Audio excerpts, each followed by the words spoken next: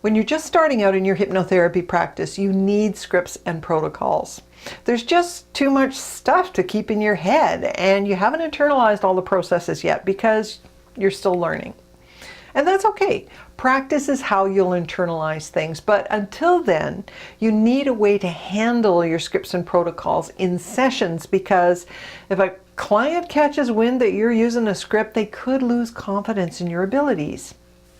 You need your clients to trust you to guide them. And to do that, your clients need to know that it's safe to let you guide them.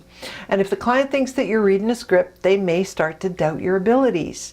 Well, when I was starting out, I knew that there was no way I was going to be able to keep all this stuff in my head. So I didn't feel confident that I could guide the process effectively, not off the top of my head anyway, because I just couldn't remember all the steps. I needed to feel confident guiding the process. And I wasn't comfortable with just winging it, not when clients were paying me to get a result. So I needed something that would help me to stay consistent to the protocol long enough for me to figure out how it worked. So what I did was I created a session manual. Now, my session manual gave me a way to organize all my scripts and protocols in a way that allowed me to use them in sessions while I was working with clients. It started out as a simple binder. I just created different sections for each process, and then I organized them into the order that I was most likely to use them based on my training.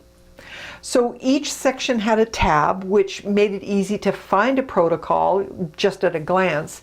And it was fairly simple because everything was in the order that I most likely used it. So the first section, for example, contained all my inductions and deepening pattern.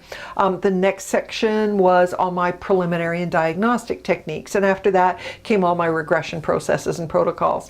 And then in the back of the binder, that's where I put all my polishing techniques and scripts that, you know, I favored, because most of the time these were the things that I was going to be referring to last.